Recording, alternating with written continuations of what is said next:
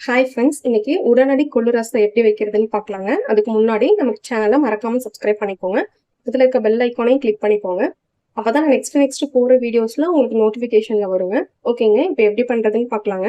நான் வந்து கொள்ளு ரசம் வைக்கிறதுக்கு ஒரு 2 டேபிள் ஸ்பூன் அளவுக்கு நான் வந்து கொள்ளு பருப்பு எடுத்திருக்கேங்க. நம்ம வந்து கொள்ளு பருப்பு வேக வைக்காம நம்ம வந்து வறுத்து அரைச்சி பண்ண போறோங்க.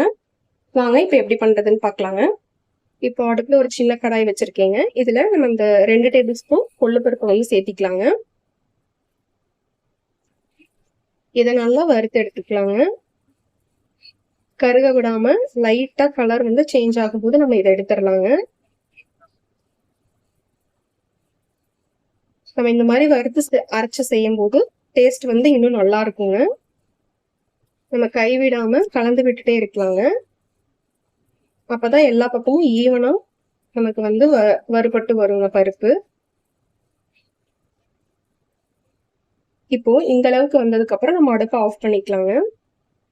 இப்போ புளி வந்து நான் இந்த அளவுக்கு ஒரு எலுமிச்சை சைஸ் அளவுக்கு எடுத்திருக்கேங்க. இப்போ இதுல கொஞ்சமா தண்ணி ஊற்றி நம்ம ஊற வச்சுக்கலாங்க. ஒரு 20 நிமிஷம் ஊற வச்சு எடுத்துக்கலாங்க. இப்போ ஒரு மிக்சி ஜார்ல நம்ம வறுத்து வச்சிருந்த கொள்ளு பருப்பை வந்து இதுல சேர்த்திக்கலாங்க. ஆறுனதுக்கு அப்புறம்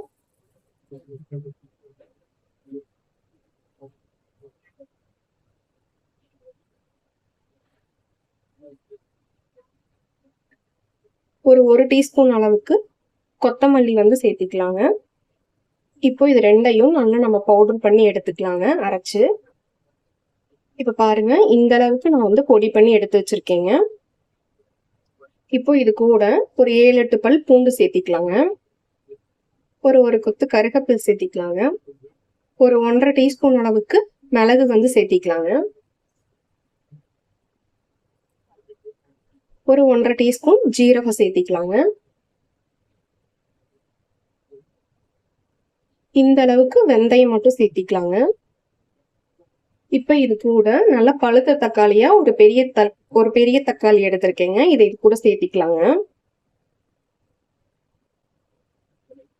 இப்போ இது எல்லாத்தையும் நம்ம வந்து மிக்சி ஜார்ல நல்லா அரைச்சி எடுத்துக்கலாங்க.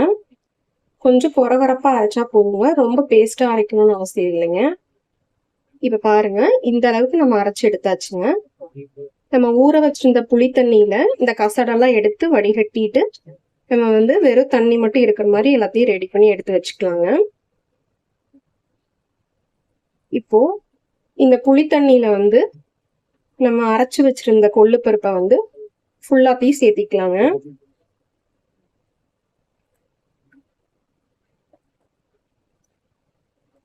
இப்போ இதை நல்லா மிக்ஸ் பண்ணி விட்டுக்கலாங்க. இப்போ இதுல ஒரு பிஞ்ச் அளவுக்கு மஞ்சத்தூள் சேர்த்திக்கலாங்க. கொஞ்சமா பெருங்காயத்தூள் சேர்த்திக்கலாங்க. மல்லி இலையும் கொஞ்சம் சேர்த்தி இதை வந்து நல்லா கலந்து வச்சுக்கலாங்க.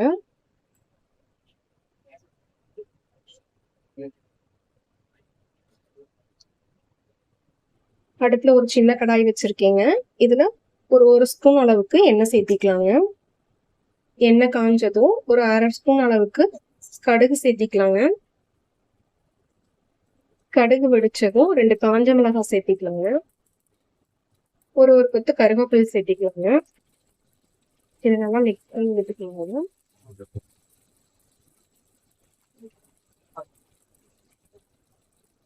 இப்போ நம்ம ரெடி பண்ணி வச்சிருந்த ரசத்தை வந்து இந்த தாளிப்பு கூட சேர்த்திக்கலாங்க.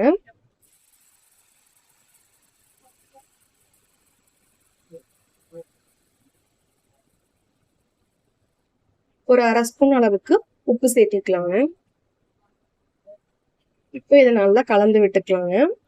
ரசம் வந்து நல்லா கொதிச்சு வரட்டுங்க. இப்ப பாருங்க, நுரை பொங்கி வர டைம்ல நம்ம வந்து அடுப்பை ஆஃப் பண்ணிக்கலாங்க. கடைசியா உப்பு காரம் மட்டும் நீங்க செக் பண்ணி பார்த்துக்கோங்க. இப்ப நம்ம இதை சர்வ் பண்ணிடலாங்க. அவ்வளவுதாங்க, சூப்பரா ரெடி ஆயிடுச்சுங்க உடனடி கொள்ளு ரசம். கண்டிப்பா நீங்களும் ட்ரை பண்ணி பாருங்க. சளி இருமலுக்கு ரொம்ப நல்லதுங்க இந்த கொள்ளு ரசம் வச்சு சாப்பிட்டா.